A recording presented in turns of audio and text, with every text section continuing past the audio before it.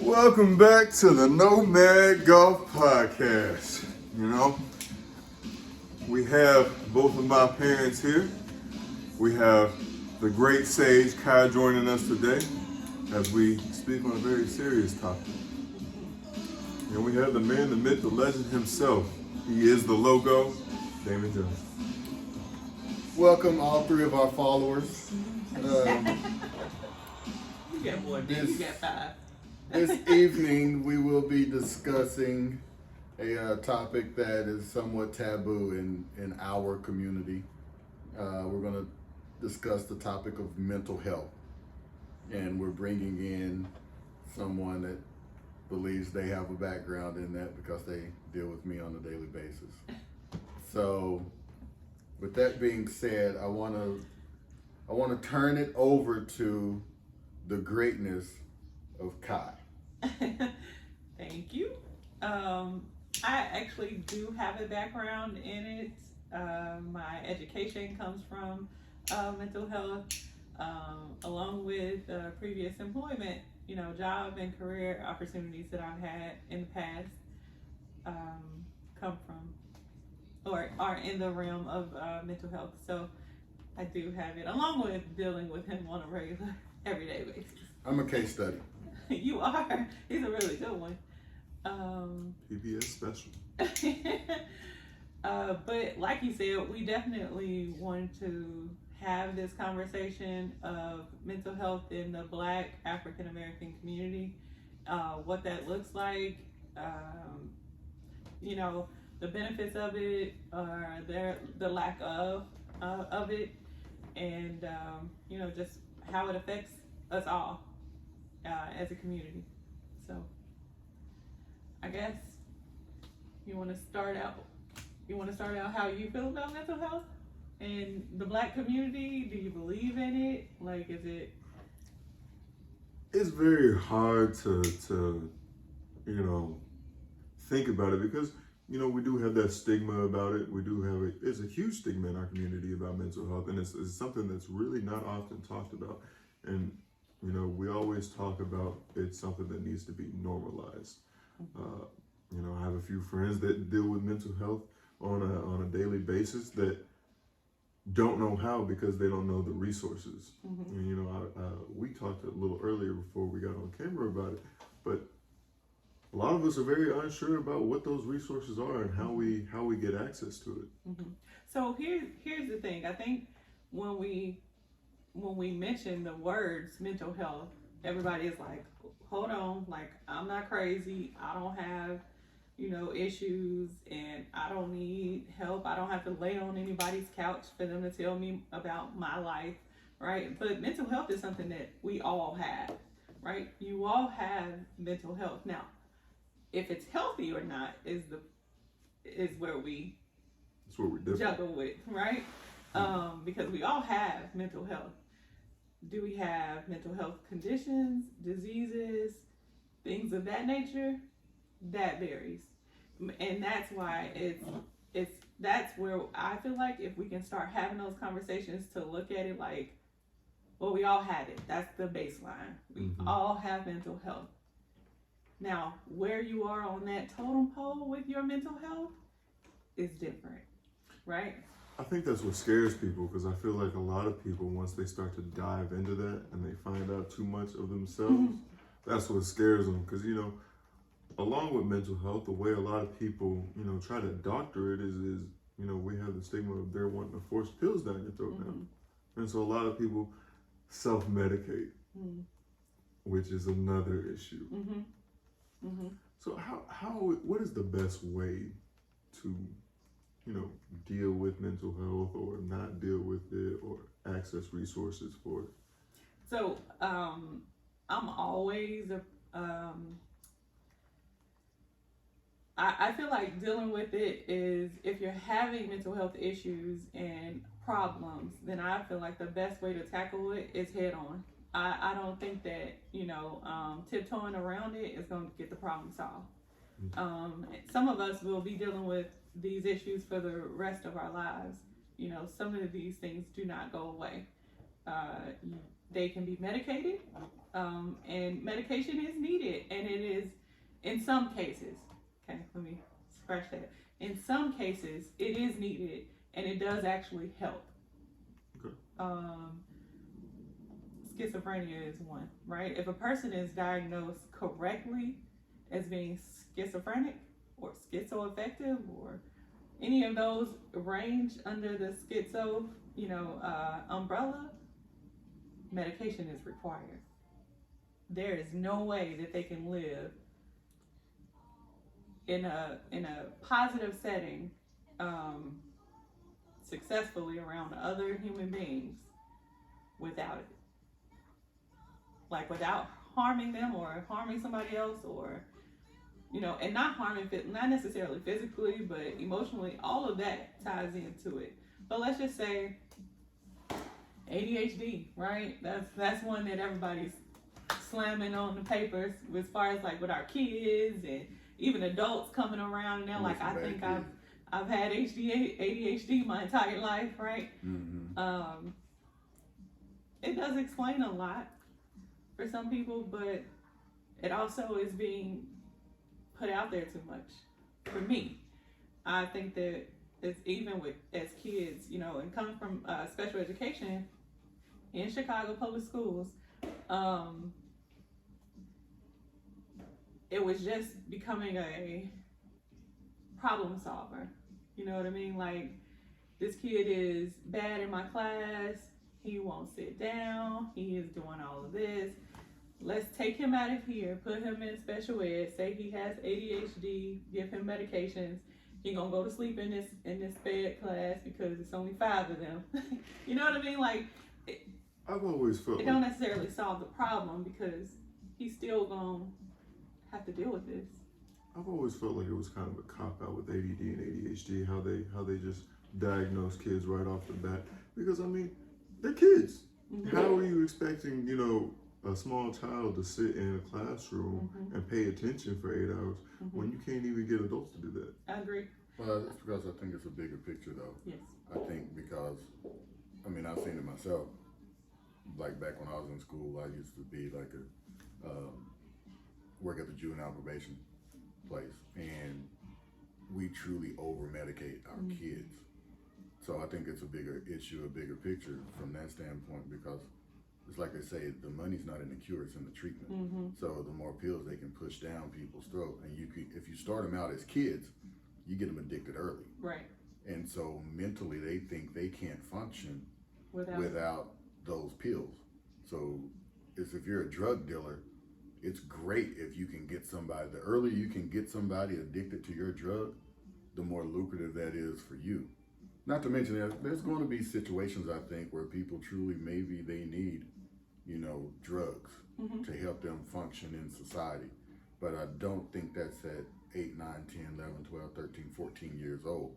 One of the things me and my buddy did, we actually started taking those kids out of the jail cell, so to speak, for lack of a better term, and just sitting down having conversations with them and talking their emotions and talking it out with them.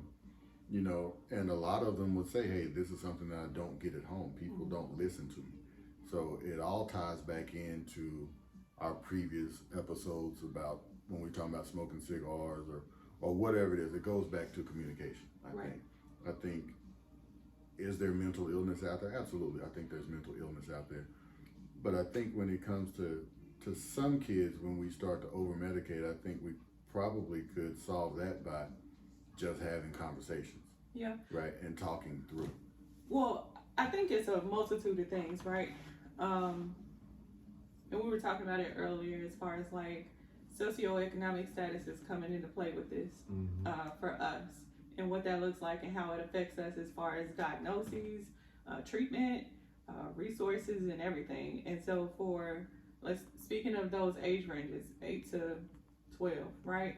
Or 6, let's go younger, because my children, my classroom age was primary, so 1st through 3rd grade, we're talking.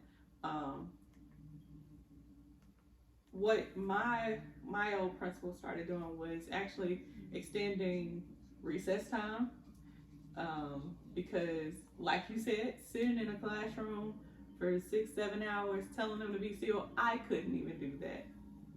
Telling them to be quiet and pay attention, I was having a hard time paying attention. You know what I mean? Like, definitely different things, and it's different ways that you can attack those, right?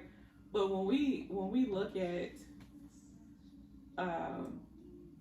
them progressing as, you know, teenagers, young adults, and things like that, the way to help them is to hit it head on early. Having conversations, you know, allowing them to tell you how they feel. If they feel bored, you know, I had a student that when we tested him, I mean, off the charts. He was bored.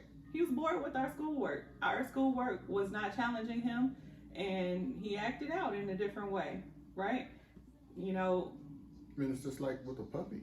Yeah. Oh, you know absolutely. It's the same thing. It's absolutely. like with a puppy. If you absolutely. got a puppy that has a lot of energy, yeah, and you're not letting them run around and play, and they got a yard to run around and play, and you just got them cooped up in the house, you're going to come back home and all your furniture is going to be torn up. Yeah.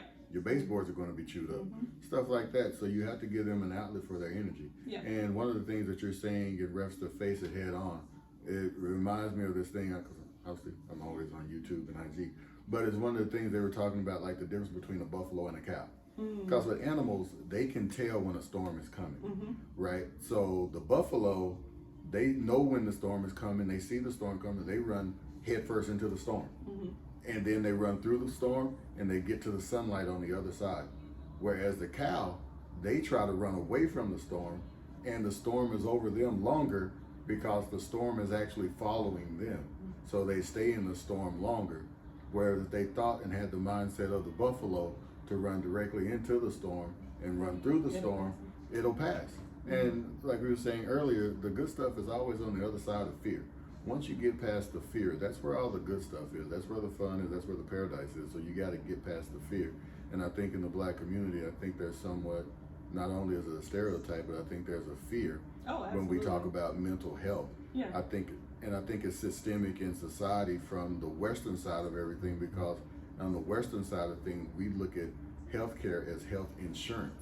We don't look at it as healthcare because we look at it from the monetary side. Right. But when you go to other countries, they look at it as healthcare. So we're so caught up. You see a lot of us going out walking, going to the gym, working out physically, but then we negate the fact that we don't work out mentally. And that's what mental health is. You want to keep your mind strong as well. So you have to do something to stay mentally prepared. And you know what, like, came out of when you talk about that, as far as like walking and getting your body together, and like, so we knew, right, when COVID happened and the world shut down and there was no gym to go to, right? Because COVID, like, yes. Yeah. I mean, people. I did this best time of my life. People. it was. You really flourished during this time. I loved it. But it definitely showed us, you know, when you have to sit with yourself and your thoughts and processing things, what that looks like. You know what I mean? Like, so many people are always like on the go, always on to the next thing, right? Especially in our community, because what do they tell us to not be? Is lazy. Right. Right? They tell us, you gotta get up, you better do something, you can't be lazy. And that is a problem, because it's not lazy to rest.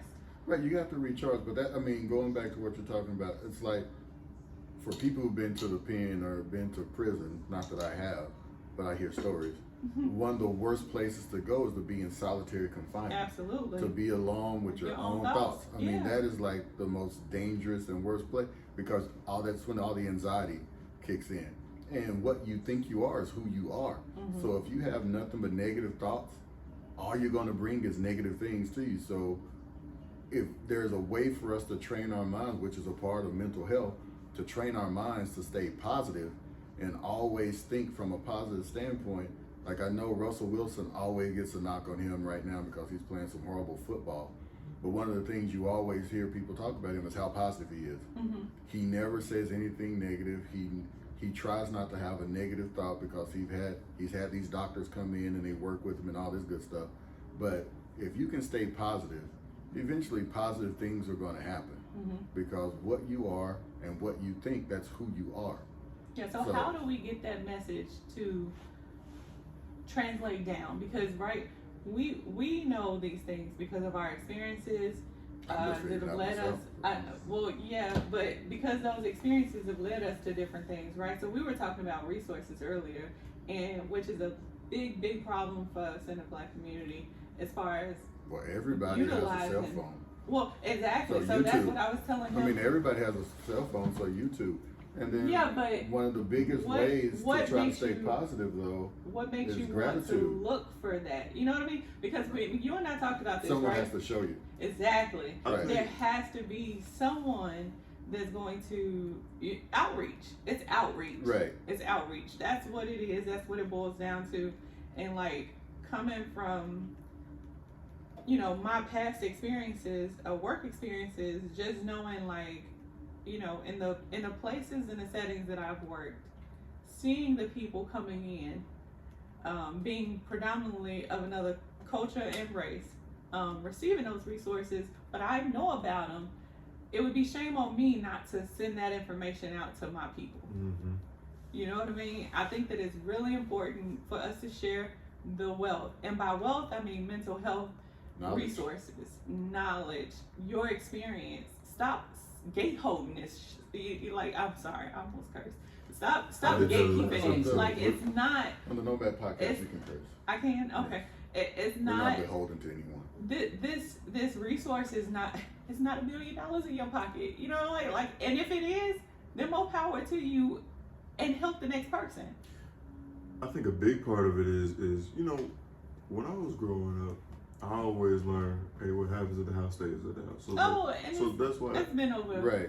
And that's continued to go down the pipeline. And I think that's what makes people scared to be able to share their experiences, because they're like, well, if this happened at this location, well, I shouldn't disclose it. This is a personal matter, so they feel like, oh, if you discuss personal matters with anyone, then you can be, ostracized from your community or which is crazy. Which is a whole nother issue, though, because I think that comes up somewhat from the slave mind mentality too. Absolutely. Because I know when I was growing up, one of the things that not only my parents would say, my grandparents would say, children should be seen and not heard. And that's somewhat of a slave mind mentality, because that's what the masters would say to the slaves, where they're sitting there talking about them. And they're talking about them while they're there. Absolutely. Right? But they couldn't say anything. Yeah. And it would kind of be like the same thing as a kid. I mean, because you pick up a lot of trauma through growing up. Because when we're born into this world, we're a tabula rasa, blank slate. That's what we are. And then through our experiences, we're written on. Our mothers, our fathers, our brothers, our aunts, our cousins, the world, society, they write on that tablet. Yeah. And they make us what we are. Now, we can choose which way we go. It's like if you grow up with a parent who has a drug problem or an alcohol problem. You can go one or two ways. You can turn into a drug addict or an alcoholic because that's what you see. Or you can say, I'm never going to touch the stuff because that's what you see. So it still comes back at some point to personal responsibility too. But then at the same token, if all you ever see is wrong, you never see right, you think wrong is right. Yes. Because you don't know any better. You do not know. And it took me a while to figure that out, because I used to always think everybody knows right from wrong. But no, that's not the case, because if you've never seen right, all you know is wrong. I'm so proud of you. Oh my God. We used to have these conversations all the time because... It's time to wrap up. Oh, you're talking. Well, because... So, I come from that setting, right, where if I didn't have just a couple extra people in my life, right, that made a difference, my aunt, Wendy, and my grandmother, Ethel Lee, my nana, these two people made a world of difference in showing me what something else could look like. But if I did not have them, and all I saw, because I have cousins that all they saw was the Abernathy side, that's it. And even at our little get together just not too long ago, you could tell the difference. You can see the difference. You can hear the difference in the conversations of what they think good and bad is. And me and him used to have this conversation about, you know, what that looks like. Well, at a certain age, you do grow up, and you know, and you can differentiate right from wrong, right? Mm-hmm. Especially with all of this technology that we have. Right. But for a lot of us, what's going to stick more? Something that you see, you know, briefly for a second, or something that you've learned and dealt with your entire life. What's going to stick with you more? Well, Something that's that the you've thing. dealt with your entire life. Right. Well, you can't be what you can't see. Exactly. Right. I mean, it's just like Exactly. me growing up. I don't think I was in high school before I saw my first black school teacher. Mm. I think it was high Okay. school or whatever. But I mean, it didn't make me want to be a teacher or anything though. I didn't really like school, but still. But that's the thing. But you can't be what you can't see. But Mhm. luckily for me, I had a dad who was extremely confident in himself, Mm-hmm. regardless of education, regardless of finances or whatever. He was extremely confident in himself, and he instilled that in me. I mean, and the one thing that I remember him always telling me, whenever he wants to be impressed, he just looks in the mirror. So that's always stuck I with me. can So guess for those. me, and growing up for me, I mean, I never really cared about what other people thought. Yeah. I would march to the beat of a different drum. If I wanted to do it, and that may be the gift and the curse too, I'm going to do it because that's what I want to do. If I think that's the right thing, and I'm not going to be concerned about what somebody else says or what somebody else thinks.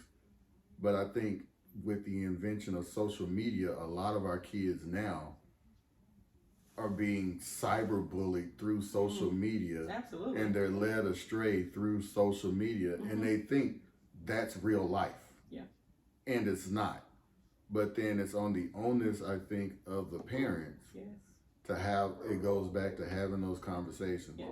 or having teachers that have the bandwidth and time, and they're not having to teach to a test, and they can have those life lesson conversations about those individuals. Because for me, I would think, okay, hey, if you're being cyberbullied, okay, well, just get off the internet.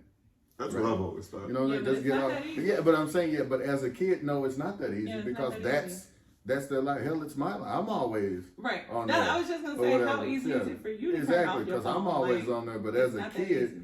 their minds are a little different. So I think that's even more of the challenge, because even if you don't have a mental health issue as a child, the more you're on social media and you don't have that balance, you're going to develop a mental health issue, either it be anxiety or depression or something of that nature, especially if you don't have anybody monitoring how long you're on What the you social see. media and what you're seeing. Yeah, Right? how Because like long in you China, are, they don't, like, like with TikTok, in China, they don't allow their kids to see the stuff that our kids see here. Right. Because they know better. I mean, that's the whole thing. They're smart enough. And Yeah, I but think, they also deal with other things. We've done studies that show like depression in other cultures is very much real, but how well, they it's deal with different there. it is different. Well, it's different there because they push their kids to be excellent, right? They have an expectation of excellence there, an expectation that we don't have here, right? We are more of a bumper sticker society, is what we are. We like to say things, that sound good or whatever, but we don't really mean it, right? We like to Absolutely. tell people that, Yeah. hey, we're the best at this, or we have the best schools, but statistics and numbers, it doesn't show that. It doesn't prove that out, right? But we like to say it because it sounds good, whereas they actually believe what they say.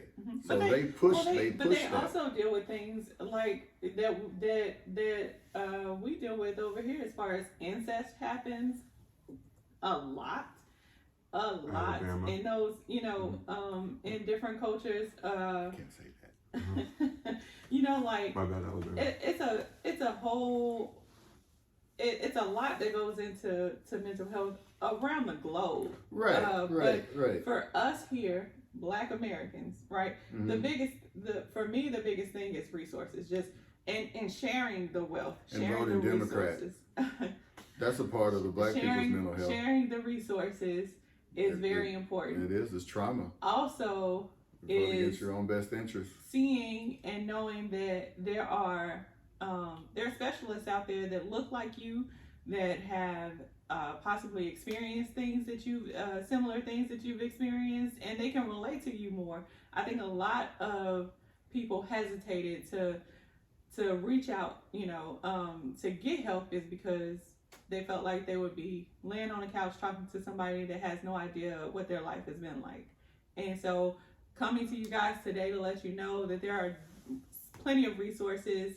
We'll drop those below in the comments to let you know of Black therapists that you can reach out to that look like you. If it is a struggle financially, we'll also drop a link down there that where it's, wherever you live in the country, it's a resource.